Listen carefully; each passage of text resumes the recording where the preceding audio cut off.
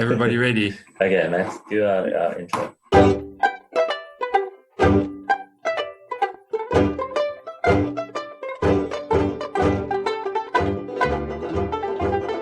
Welcome to another very exciting episode of No Results, Only Excuses, where we talk fitness nonsense and partial facts. My name is Matthew Bauman, and as always, my co-hosts. Justin Swartz. Hey, and Courtney Dick. I'll let you go first today. Welcome, guys. Thank you, Courtney. I appreciate it. Oh, good. My internet's very, very bad today, so I can't hear much of what you're saying. Just plug it into that windmill behind you on the wall. Just plug it in there. Wind it up. Wind it up and get it going. Justin's got a headset today. He's jacked up. Yeah, man. I want to make sure my audio is loud and clear. He's ready to play Apex later. You guys playing later? Probably. Most likely. Yeah. Saturday is usually a bit of a questionable day out of all the days in the week. Yeah, the weekend's Really? actually weird. So it doesn't seem to go on as much. You would expect us to play more on the weekends, but I think there's lots of other things to attend to as well. The weekends end up getting on late. Yeah. Well, probably like your wife or your girlfriend. Yeah, I think there's been like maybe 1 or 2 nights I just haven't pitched, but most of the time we're on every night. Yeah, it's part of our lives now. Yeah. We're striving to become the next Apex legend. Yeah, exactly. Let's make another podcast talking about your Apex legend adventures. Yeah, we should. I think there's a market for it. Possibly a bigger market than what the audience of this podcast is. That's true. I think it's about time. Courtney, I think you should get a PlayStation or a gaming PC. And we'll get you on. That pause from Courtney, I think, dictates exactly what he thinks about what you just said. That was like a legitimate 10-second pause. No. We're going to have to talk about CrossFit. Oh, yeah. Yeah, geez, people are tired of listening about CrossFit, clearly. Yeah, we can talk about normal gyms and stuff today. So that brings us to our first topic, which will be a quick one. Just to flow into the last episode where we ended off with Gregg Glassman being the CEO of CrossFit. And we let that one sink in for a good 3 weeks? Yeah. Let everyone think about it. And now he is not. Well, I'm not sure if its papers are completely through, but it looks like he won't be very soon.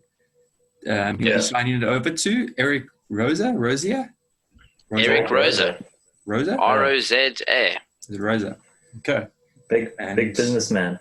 Big businessman. What else do we know about him? Because I have nothing. He sold his business to Oracle. Is that right? Yeah. What's that? What's Oracle? It's like an internet company. Oracle? What is it? Chelsea was trying to explain to me. Do this and research on it. But I think Oracle helps. It's like a business management software platform or something like that. See what Oracle covers. Integrated cloud applications and platform services. Computer software company.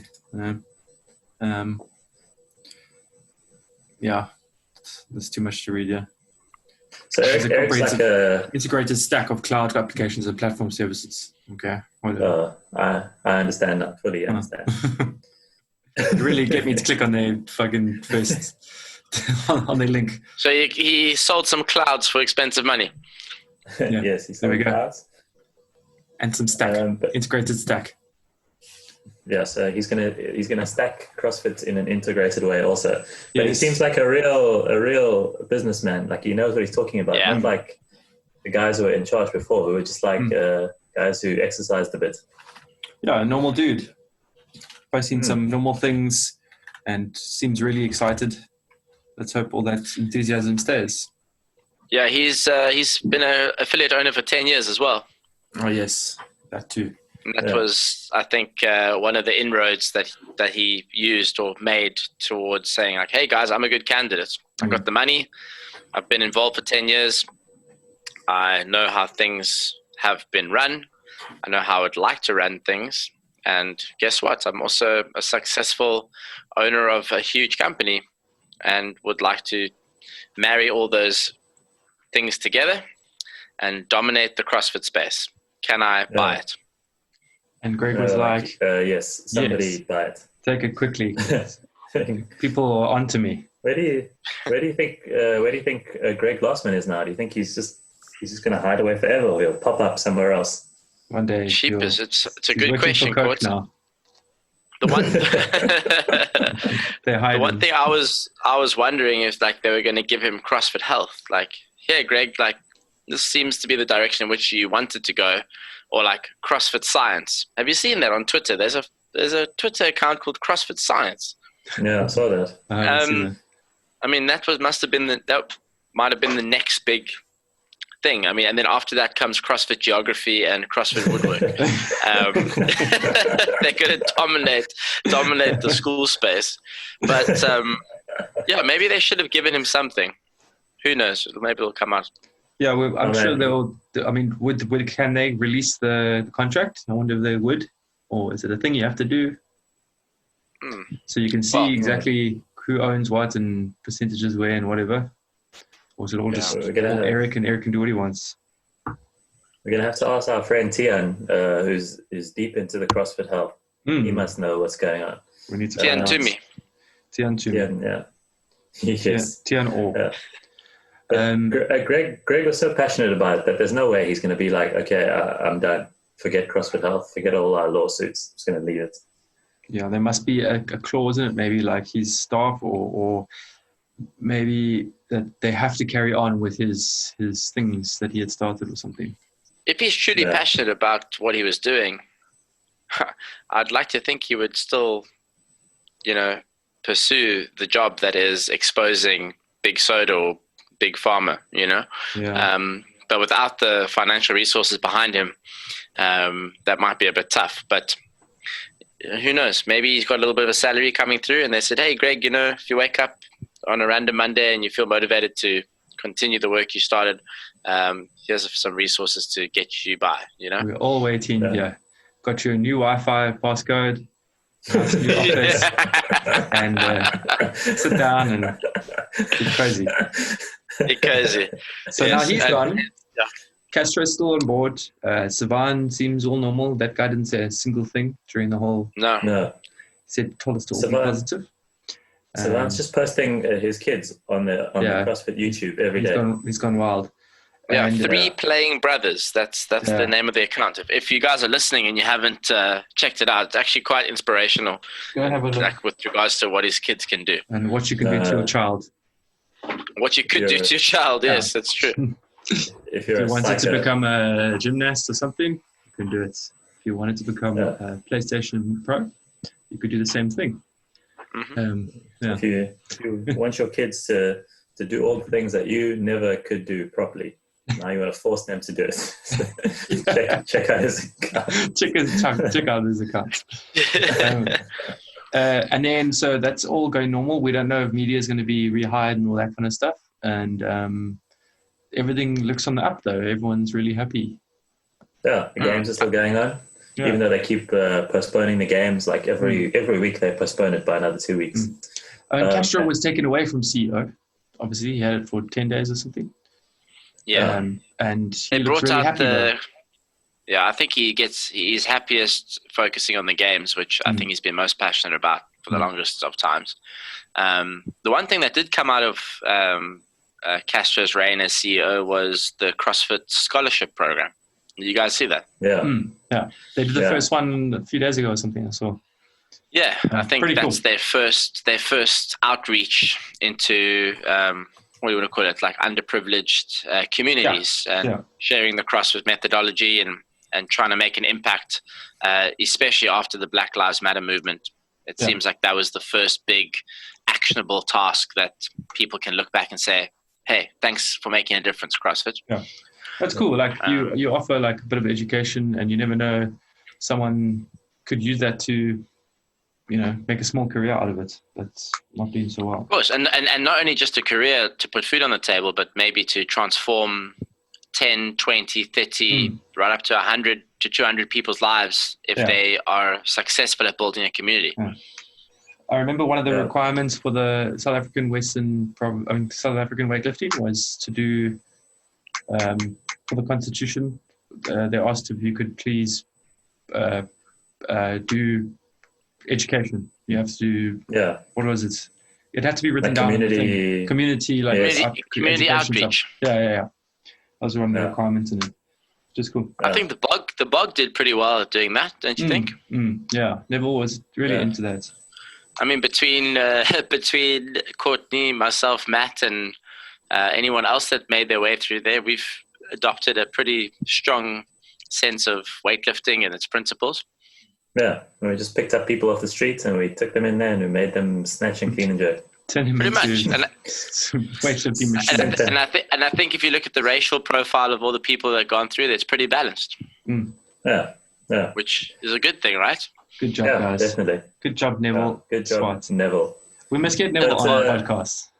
Yes. That would be amazing. I think we should put a poll on our next Instagram, and even if you don't know who he is, Neville Swart, former South African weightlifter, is related to current podcast host Justin Swart and owner of the Bodersig Olympic Gym. How is that going? Do you know? Is it still there? The last encounter I had with the bog was me delivering the heaviest and oldest platform from Cape CrossFit to that gym, and Neville proceeded to tell me about 2 weeks later it had a flood. So oh no, Yes. I don't know what's left of the gym and if everything inside it was damaged or not, but we need to follow up. We need to do a follow up for yeah, sure. because we were members Yeah. for a while, and then we started training at CrossFit a lot, and then we just kind of stopped going to him. I think we really disappointed him, to be honest. Like, he really invested a lot of passion and time into us. Yeah. We did pay him. It was just, unfortunately, we had lots of other things going for us, you know, like gymnastics and cardio. And also, like we spoke about on one of our first shows, like weightlifting they kind of killed themselves in a way. Like the organization was just so bad. The organization of that, it's just, puts people off. There's obviously we can go into a much deeper discussion about it in the future, but unfortunately weightlifting just seems to have been eclipsed by CrossFit in terms of the speed at which you can get through 6 clean and jerks and 6 snatches, or should I say 3 and 3? Have I got the numbers right? Haven't done a competition for a long time. 3 and 3. Sorry, Courtney, I offended you. So Courtney looked at me like, what are you saying, on the screen. Justin? Spat all over his computer. Disgusting. Oh, man. Yeah. It's been a long time, but there were some good guys there in weightlifting. Good guys and girls, some fun people. Yeah. So I wonder how Let's it's get Neville going. on. It'll be the most confusing show ever in the history of No Results podcast. Yes, that's true. Now that you mention it, I think his personality is very much in line with the core principles of this podcast. So I think it'll be a success. We'll get him on that. But speaking of funny ideas of Dave Castro, I keep asking everybody the same question. Like, how come Dave, in his 5 days of being the CEO, came up with all these good ideas, which they implemented immediately, and none of these ideas came up when Gregg was CEO? Did Gregg just say no, Dave, I hate your ideas, just take them and go away? Courtney, you're probably pretty spot on, bro. Yeah. You probably just said, we will do whatever I say and think is important. And I'm guessing by the sound of it, it seemed like some people were maybe even a bit fearful to challenge him, on some of those points. We do know that Castro wasn't too happy about the whole regional change and all that weird stuff and the countries and all that thing. He wasn't a part of that, really. He said that in Talking Elite Fitness. I mean, he wasn't really, it wasn't his thing. Doesn't agree with it. So it must have been some overridden things to him. I think everybody could see that, what was running, especially with what culminated at the 2018 games, was clearly something that worked. But I remember back then, everyone was making noises about how financially straining it was. So you'll probably find that even though it appeared to work, It was a great experience for everybody. I guess if it's not making a profit at the end of the day, then you really have to ask a couple of questions of the current structure and the leadership taking it forward. If it's not making a profit, you see, I guess we need to know all the right numbers. I mean, it's not making a profit on the actual numbers you look at, but like they can't really quantify like what it's like, how much it is actually bringing in, indirectly, like over time, over a year. Like the reach. The reach, yeah, exactly. Yeah, I'm sure that would be very interesting. I can't tell you that my advert that I put on a banner on the side of the road, how many give you average, but I can't tell you how many conversions it made. But you know that the impressions have done something, over the year, whatever. It's a good point, Matt. I think the one thing I remember a lot of people would complain about back then, or at least over the 10 years building up to that, was the number of American athletes that were always represented at the games, or representing, shall I say.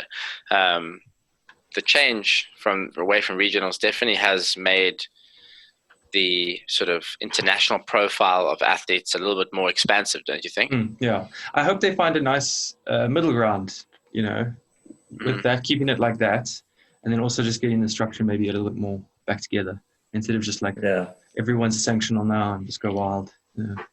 Yeah, maybe they'll have sanctionals and regionals, something like that. Something, we'll see. I'm sure they're figuring something out. Well, he's already moving the Open back to like February, isn't he? He pretty much has to. The games are like, they're so delayed that they're pretty much almost in the Open. Like they're almost in September already. Kind of the games and the Open like 2 weeks later.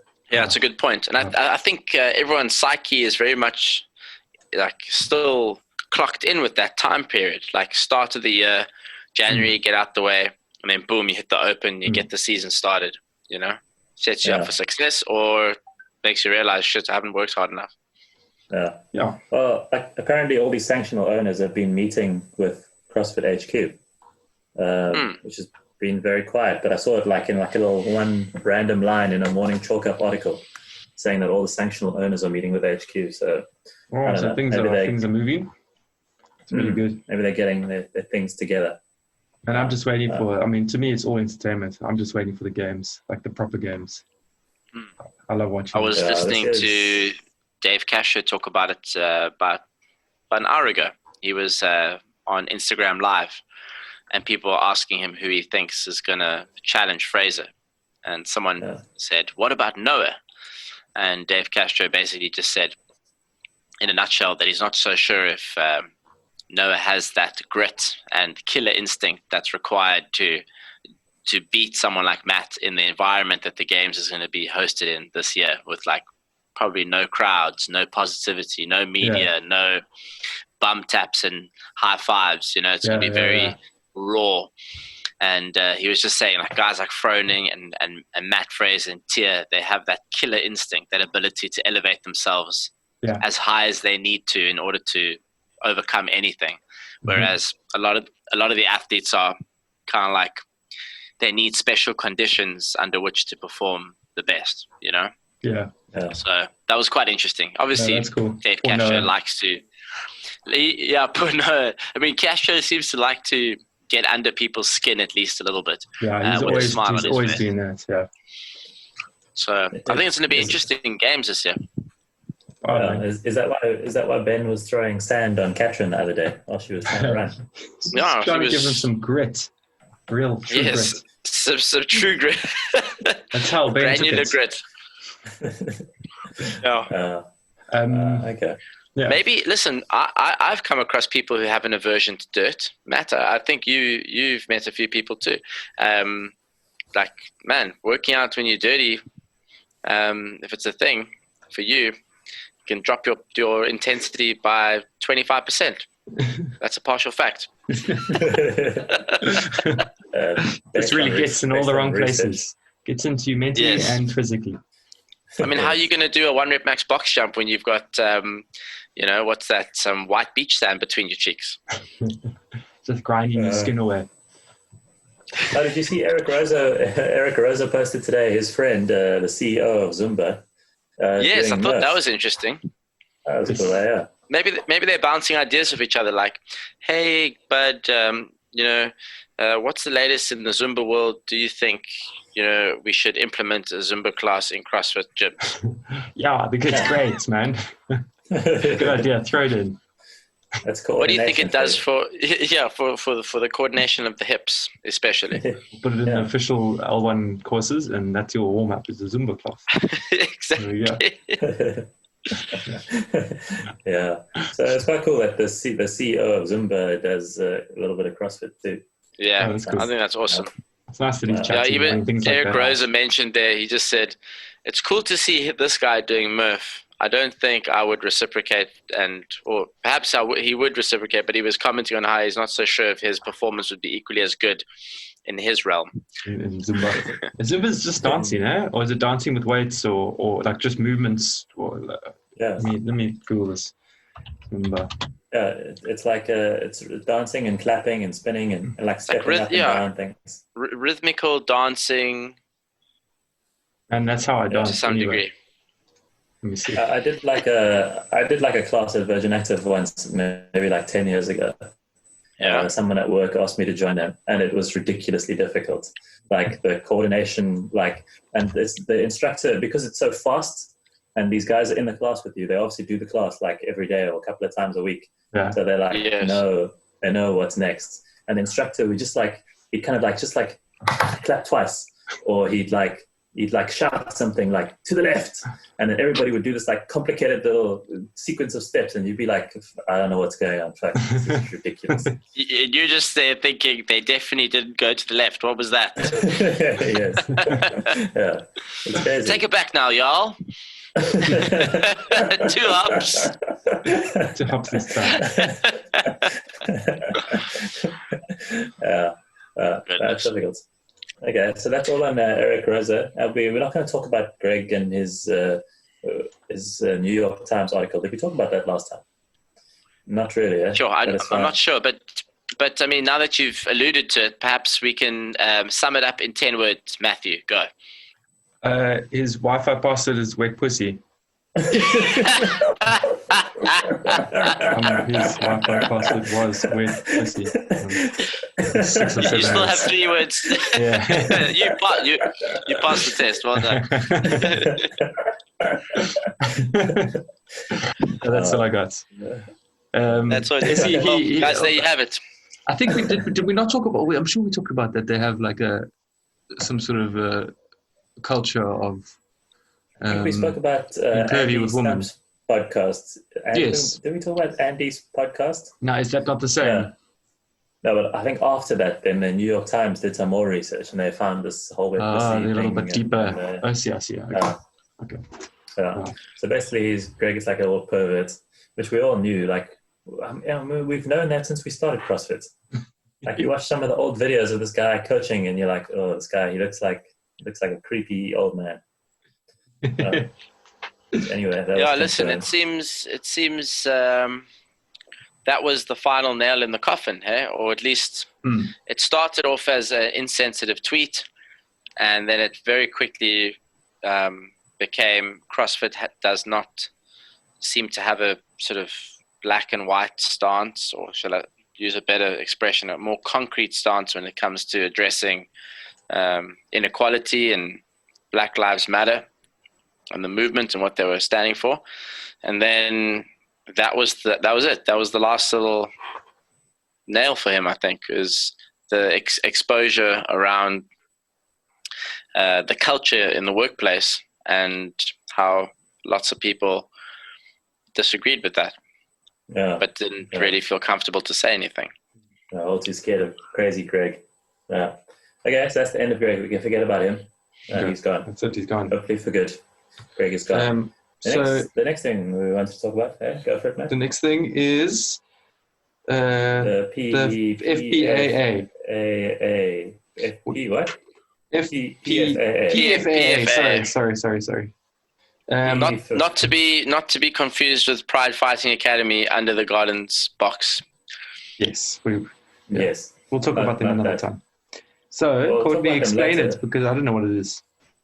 So there's the Professional Fitness Professional Fitness Athletes Association, which is an association of CrossFitters around the world, apparently.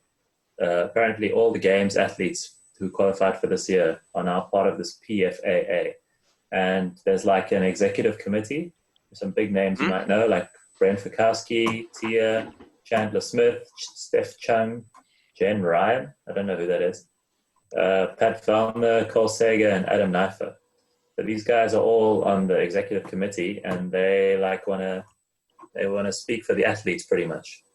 Okay. For when they say the athletes, just anyone that is a professional functional fitnesser. Professional functional fitnesser. But then I think like eventually they wanted to expand it to be like for non-professional functional fitnessers as well. I don't know why. Maybe like if you're just doing like a random throwdown in your country and you like want to make sure that it's legit, maybe it has to go through the PFAA or something like that. Oh, interesting. They've got like a really horrible website. It's like one page. It looks like it was made in 10 minutes. A really ugly logo.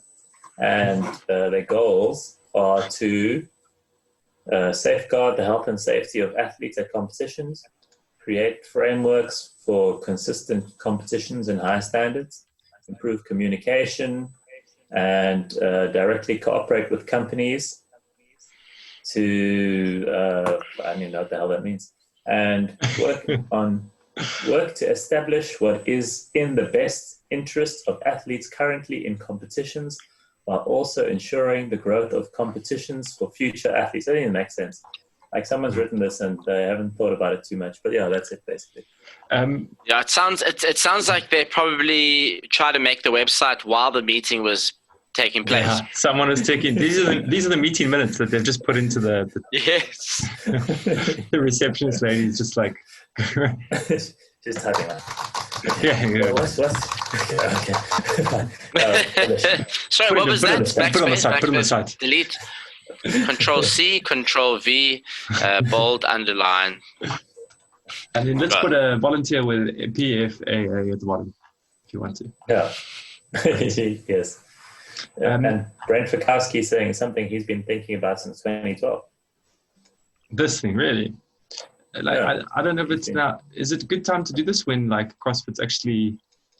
I suppose it's not all to do with CrossFit, but like CrossFit's on the mend, you know, and it might actually be the best competition and I don't know community or something. I don't understand. I don't understand this enough for that any of this to make sense. What I mean, let's not worry about what they say on their website. But what I mean, what could they possibly be addressing?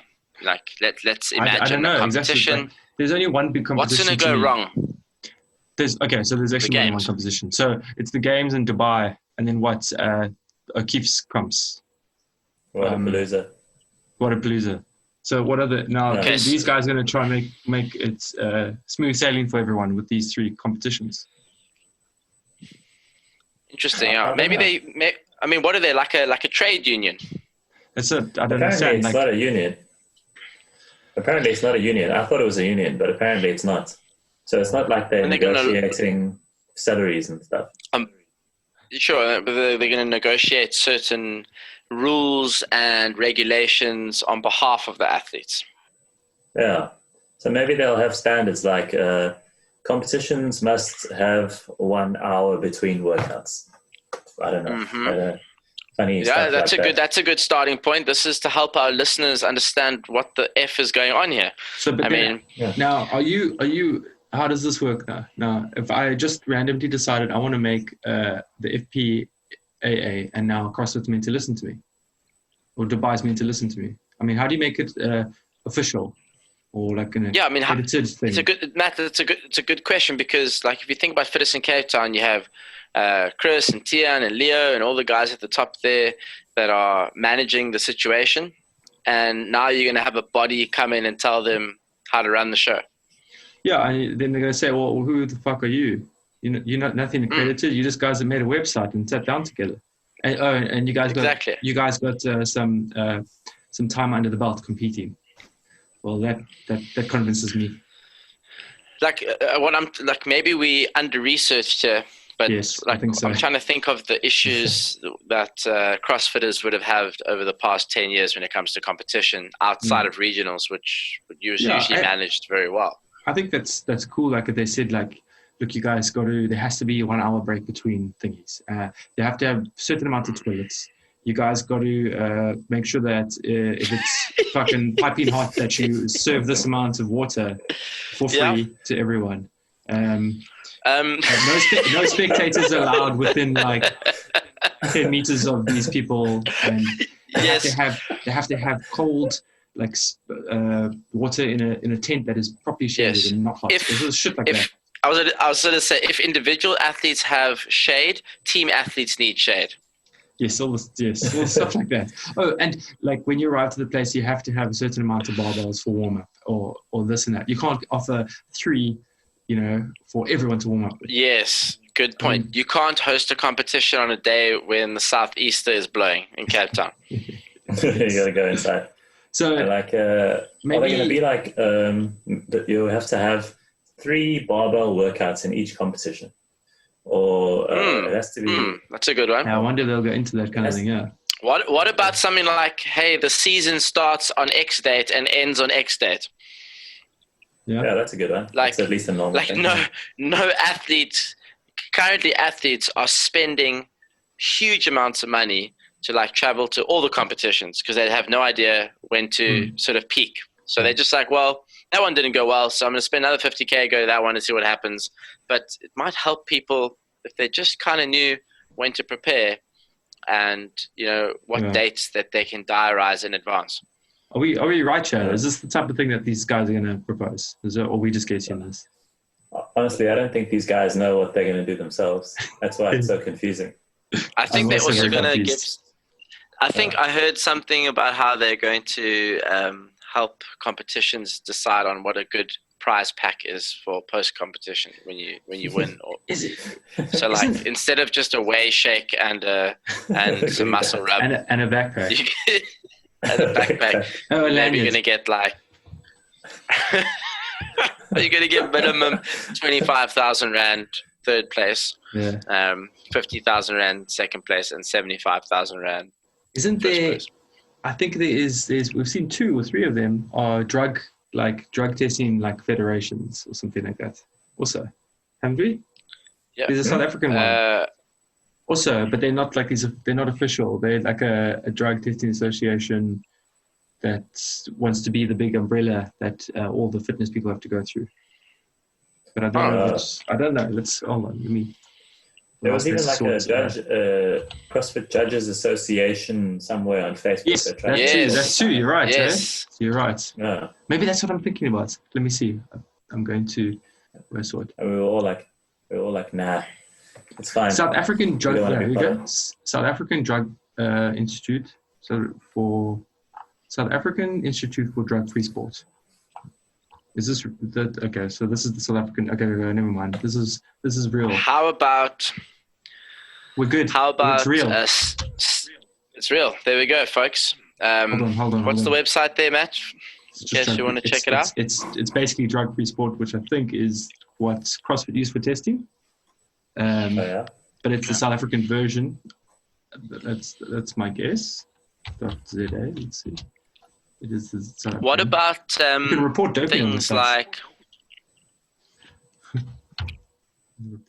report Courtney?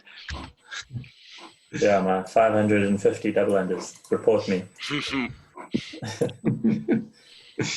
I don't know. These guys don't know what they're talking about. These PFAA people. But but coach, what about this? What about this?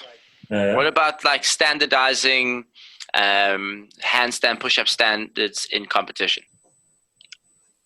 Yeah, that's okay. But like, what if my competition wants handstand push-ups on a Bosu ball? Because that's like my test of fitness. What are you going to say? No. Deadlifts with a rope around your neck, pulling the bar. Well, that's the thing. I don't necessarily agree with it. I'm just saying, like, I'm trying to think of ways in which that they would keep the athlete's best interest at heart. Like, shame. Travis Williams travels from one competition to the next and then underperforms because of a certain rule that was different between competition 1 and competition 2. Yeah. Okay, so that's enough of that boring topic about those people who don't know what they're talking about. We wanted to talk about some other gossip, more fun gossip about all of our local gyms here in South Africa, or all the little skelm maneuvers. Yeah, let's dive right in. Okay. Yeah, are we going to name names? We don't want to name names. No, we're not going to name and shame. Many names. There's so much misinformation, number one, and conflict of opinion that naming and shaming doesn't seem to be the right thing to do. But it definitely seems like it has become a lawless space. That's for sure. It's the Wild West. The Wild West out there. So what's happening is gyms are opening up, but you're not allowed to, or are you allowed to? We don't know. No, you're not allowed to at all. So you're not allowed to. Since lockdown has started, the only thing that has been gazetted, as far as I am aware, is you're allowed to train 4 people outdoors in a personal training capacity. Yes, you can't group together.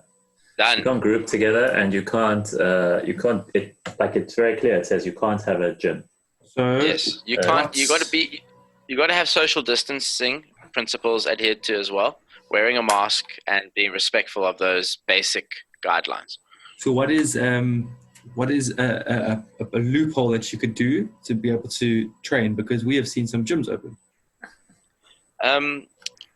So I think initially some gyms looked at that and said, well, if you're going to allow 4 people to train outdoors, how are you going to know if we're doing it indoors?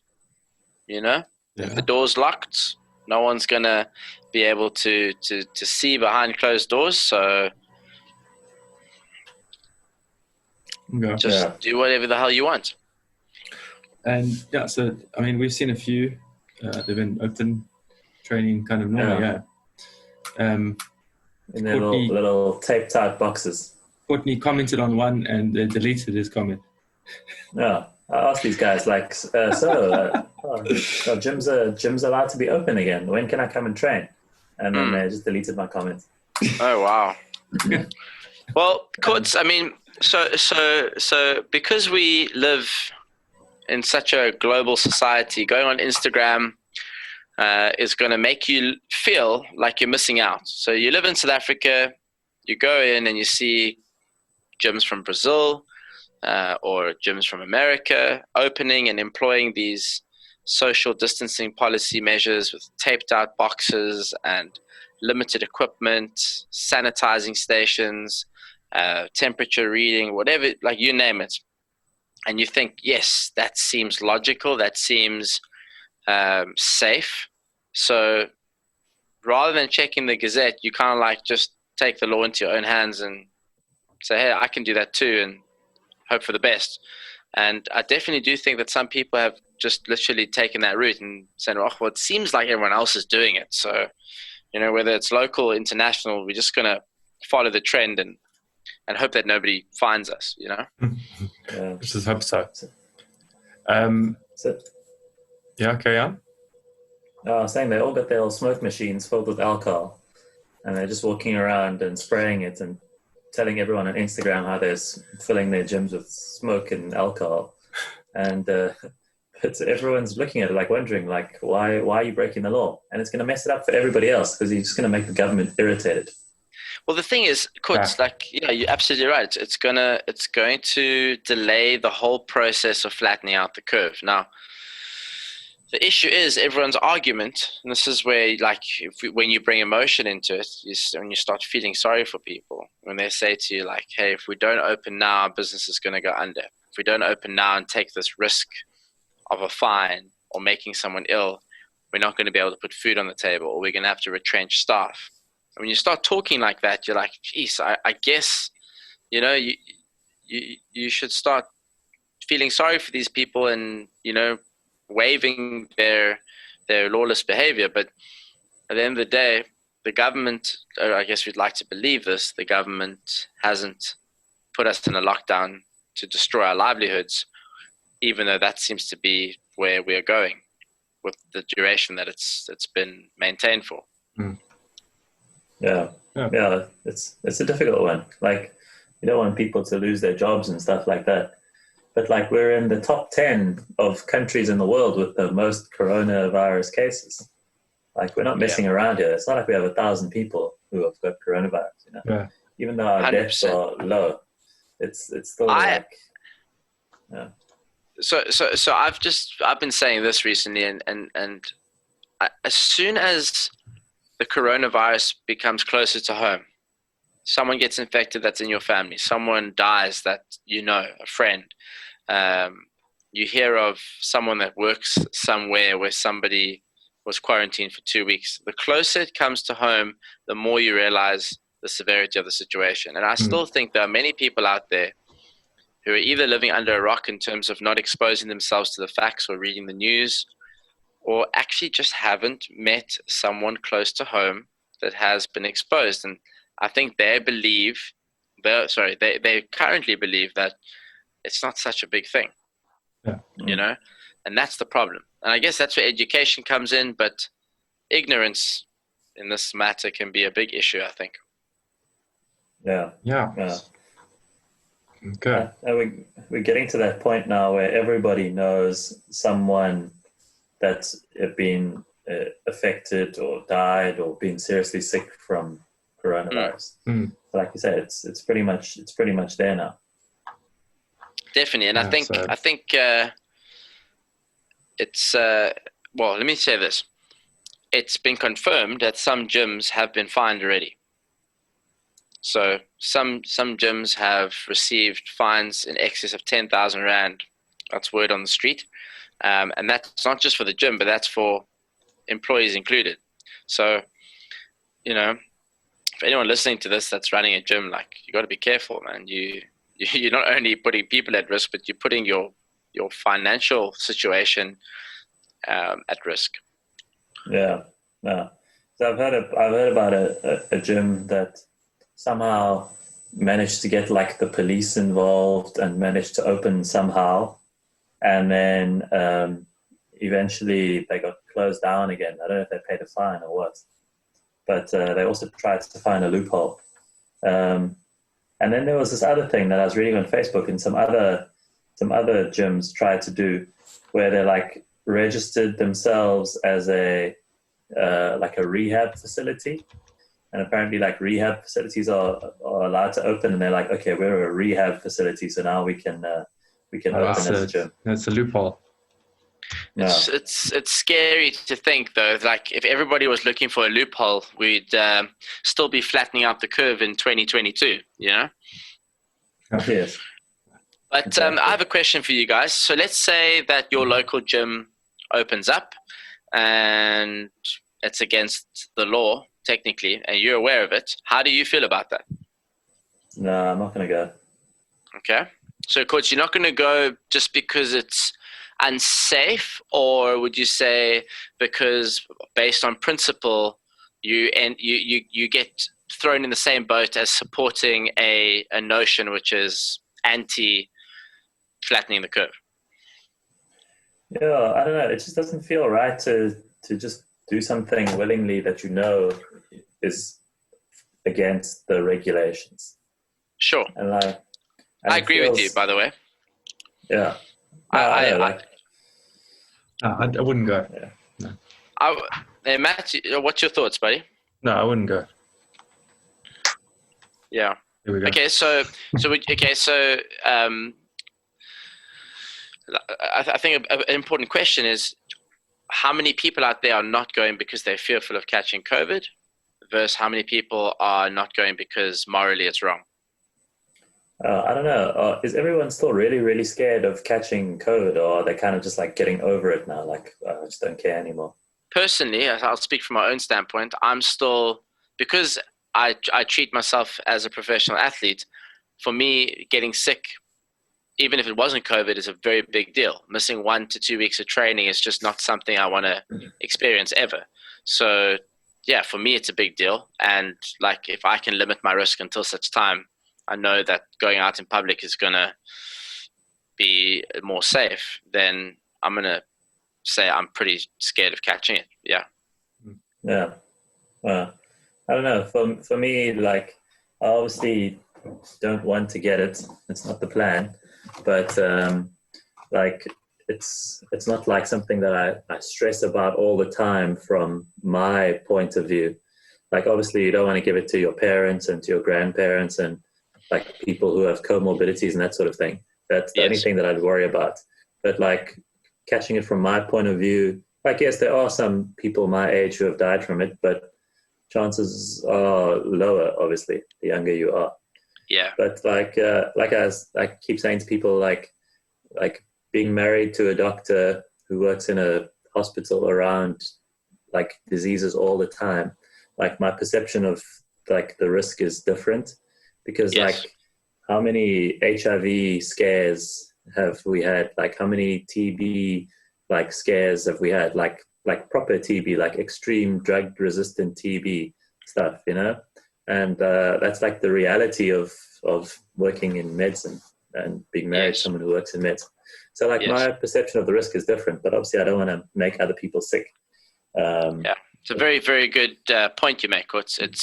I guess perspective is everything, but I guess when you're expressing concern, you're not only expressing concern about yourself. Like you say, it's about the people around you. And as soon as it gets closer to home, like I'll say this, if I had someone living in my household with a comorbidity that, you know, was on death's door, depending on the environment they lived in, I think I would treat this situation with much more care and control, you know? Yeah, definitely. Yeah. The thing is, what you don't know is that person could be living next door to you. Exactly. Yeah. Matt, any thoughts on the matter? Oh, I'm definitely afraid of it, but slacked off a lot with the way I behave and going out. So we still definitely don't go to parties or anything like that with a whole bunch of people. Yes. But, like the more recent, like Cyril speech. On Sunday, last Sunday. It's almost like, you know, they've just locked down again, you know, starting again. Stopping alcohol is a good move. Feels like level 3.2. So they're like, and it's definitely worried and stuff like that. But yeah, I won't lie, it's lacking a lot also. Sorry, Matt, to be more clear, do you feel concerned about knocks as like a young dad? Yeah, look, from the information I've heard, the kids don't seem to be the ones with the problem. It'd be my mom and dad. Yes. But I definitely do not want him to get sick still. I mean, he gets the flu and it's a shit time. I had croup at the beginning of the year, and it was a scare. We had to go to the hospital at 4 a.m, and it's horrible. Yeah. So you never know what this stuff could do to him. But yeah, your original question was what, morally keeping us out from the gym, or is it because of COVID? I think it's a bit of both. Sure. And listen, this is a very small test subject. What do you call it? It's a small little. You can't even call this a cohort. Yes. What is it? It's just a mimic of a survey, really. But I think there's some good questions that gym owners should be considering. You know, like, hey, we're going to open our doors because we are struggling to put food on the table and pay our staff. Sorry, pal. 90% of your membership, or what is left of it, aren't really comfortable coming back to the gym right now. They all have moms and dads and kids, and they don't want to get them sick. Yeah, man. Those are some big realities, I feel. Yeah. I feel like it's much more important right now for gym owners to focus on the service delivery in the online programming and coaching space. Even if Cyril came on TV tomorrow and he said, like, okay, you might as well go back to gym now, guys, it's fine. Like building up that online business, like offering like me and Matt always talk about it. You can get like programming from big names like I don't know what they call Street Parking and CompTrain and all those guys. You can get like good programming for like $200 a month. Yeah. So the local guys need to be like, okay, this is what we're competing against. Guys like Matt with a decent gym can pay $200 a month. They're not going to pay me 1,500 Rand a month unless I've got something really, really special going on. Mm-hmm. Yeah, of course. I agree in terms of like pivoting and maximizing your online presence. I think that is super important. I think a lot of people are going through a change still in their mind about how they feel about that. Like some people will, what maybe if you want to call them early adopters, they're like, yeah, like I'm going to go from the gym online. I'm not going to miss a day. Like CrossFit's my life. I live for CrossFit and I love the environment or the gym service, whatever it might be, personal training. The thing is, I think there's a lot of other people who are like, the only way I knew to train was in the gym. I'm not really so keen on the online space, but I'm thinking about it, and they're going through this, like the wheels are turning in their mind, and maybe they're going to start turning a bit faster as they realize that the lockdown is not as short as what they thought it was going to be in the first place. Oh. Yeah. Back to what Quat said, do you think the space is still available? The someone to be the online community the online supplier of awesome mods and stuff in okay, let's say in South Africa. Matt, I'll be honest, in my limited lockdown experience of the online space, I think that South Africans are very slow to anything online. I mean, like, okay, not so long ago, Takealot never existed. You know, you've got America that has Amazon. It's huge. Like you just mentioned Amazon. Everyone's like, yeah, we shop on Amazon. We do X and Y shopping there. Here, like in the online space, I feel like people are so slow to adopt the culture that comes with being online. Like even before lockdown, I would say like 90% of South Africans didn't even know what Zoom was all about, you know? So like in order to have a company that becomes the premier online service would mean that the demand needs to be higher. But then I think now should also be the time to, to try to captivate the market. Is that strike what you're it or get learning and get good at it. Yeah. Because then if we definitely. hopefully in a few months when people are looking, you're there. Yes. No, definitely. Listen, you're absolutely right. I mean, I can only really speak from my own personal experience, but Cape Cross has put an immense amount of focus and effort into the online space, and I'm so grateful for lockdown for that very reason. I think without it, we would never have considered this as a potential revenue stream. So is there any top like competitors like what's the one that you said earlier? You said street parking and the other one? ComTrain. Everyone knows it, you know? Yes. Everyone just knows that, like, if I'm going to go look for programming, ComTrain, it's free and it's online. People always say it. And it's just got into people's heads. And I haven't been to the site, but I do know it as soon as you say it, you know? Yeah. I wonder if we could get into that space in people's heads. I think what you would have to do is observe what they're doing and then ask yourself, how do I make this more appropriate for the South African climate, you know? So if someone in SA wants to go like, oh, you know, I could really do with a program or workouts, like what site do I go to? You know? Yeah. I think a free or resources that are free obviously captivate a lot of people because people don't feel comfortable spending money up front for a product they don't understand or they don't identify with yet.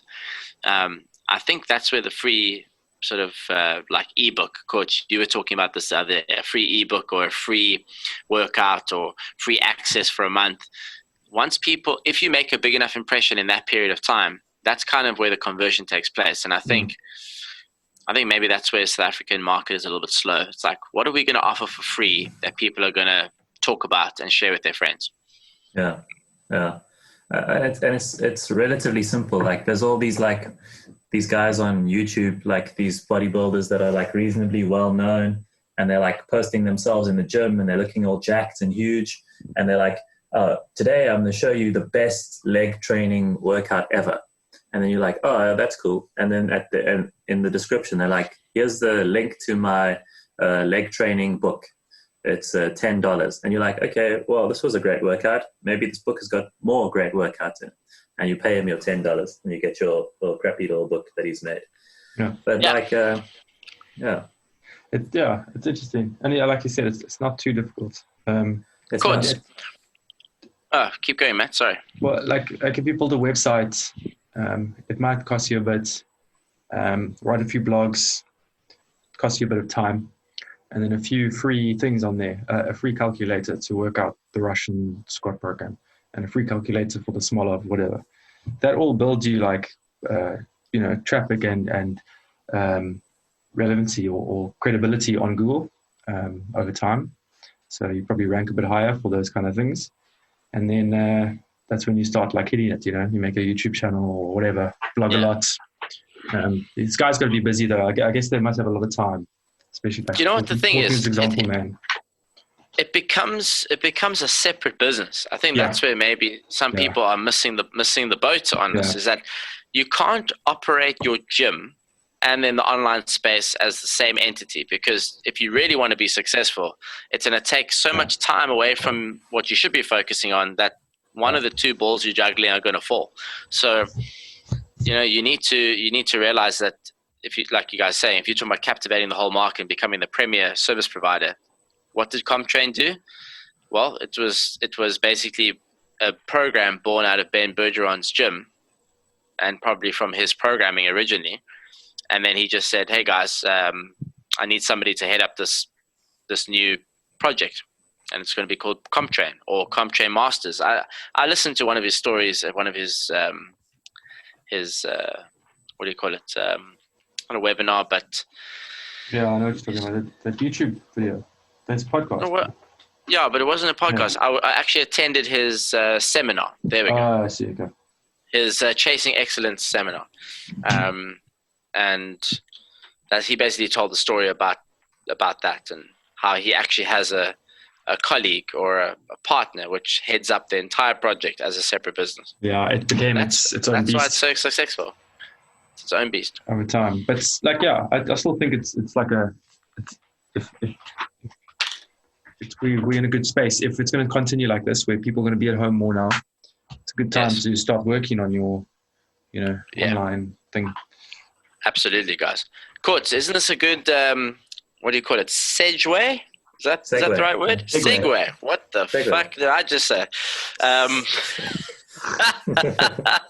Sedgeway is an avenue in Sedgefield. Sorry, guys. I just was letting my holiday destinations come out there. So you and Matt and I have been working on a little project. Is that right? Our little book. A little book. Yeah. So we finally finished our book of 20 kettlebell exercises. Fuck. It sounds like Gillian Michaels. 20 kettlebell workouts, which are really cool workouts. One of them is just ridiculous. There's one workout in there which, if anybody does it, they need to get a special No Rex t-shirt. It's like 100 kettlebell, what are they called? Devil presses with 224s. Like 100 of them. Justin was thinking when he said 100 devil presses. Well, I was thinking we can't afford to have more than about 5 people do it. So I wanted to make it a little bit less incentivizing. So, I mean, we can afford about 5 t-shirts. So let's see who does it. Okay, so if anybody's crazy enough. Yes. Please, disclaimer, just remember, the workout is scalable. And if you feel pain or discomfort, stop, because the t-shirt will be of low quality. Go fuck yourself up. It's not our fault. It's like... But have a good time. Yeah, as long as you have a good time. Have a good time.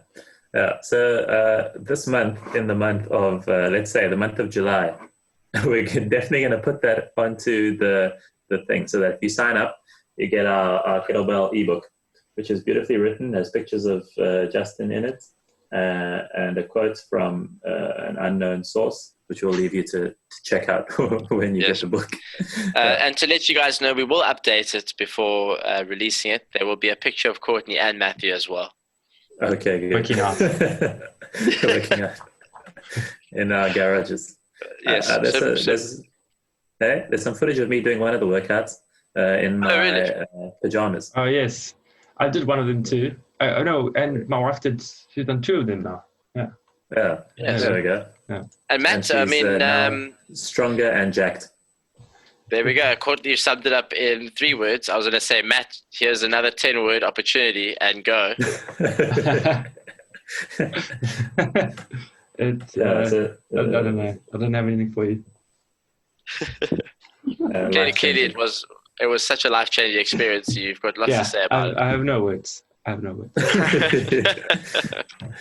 so sign up for our newsletter on the 1st of August, and you'll get the ebook. I can't promise we'll upload it before the 1st of August. It takes us forever to do anything. No, it will be uploaded. Listen, let's say this, if you guys agree. If some of our listeners post a photo of them after the workout with the hashtag of the name of the WOD, we will throw all of those in a hat and we will draw a prize.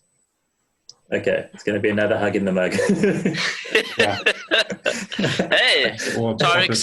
Tariq said he loved that tug in the mug. And tug in the mug. Who gave the tug? Hug in the mug.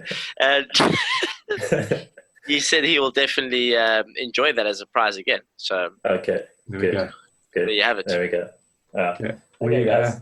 We're reaching an hour. We've hit an hour. Okay, good. If anybody's still listening, thanks for listening. Our sponsors heard.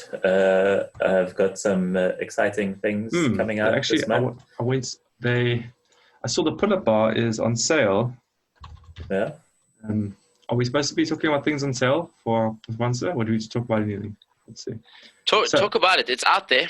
The most expensive thing right now, I think, is the rig. So, or the squat. Let's see it's the squat rack. So, no, the power cage. So buy the power cage first, and then as a treat to yourself, also get yourself the pull-up system, which is on sale for 1,249 from 1,649. Matt, can you see how much the foldable rig costs? Because that was definitely something I was interested in. I was looking at that and I was like, okay, let's go. Man, that is so cool. Racks, some dumbbell, squat stand back, power cage, fold back rack is 4,000 rand, 3,999. That's not a bad price. Not bad. So let me just say, first time I saw that concept was on the Rogue website, and I was like, wow, these guys are really innovative. And then you check the price, and you basically need to sell a kidney for it, especially if you wanted to get one in South Africa. So the fact that Hamish has gone as far as, bringing that reality to South Africans is incredible, man. It's really cool. Yeah, so you can check that out.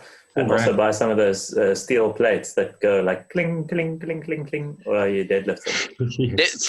Definitely old school. Of course, it doesn't sound like you're a fan. I can't say I think I would buy steel plates in this day and age, but if you bought the crash pads, there's a smart business move. Then you could throw your plates onto it. Then you could throw your metal plates down. Yes, I've got some steel plates. I've also got some donated from Courtney. But boys, listen. You can't be so one-track minded.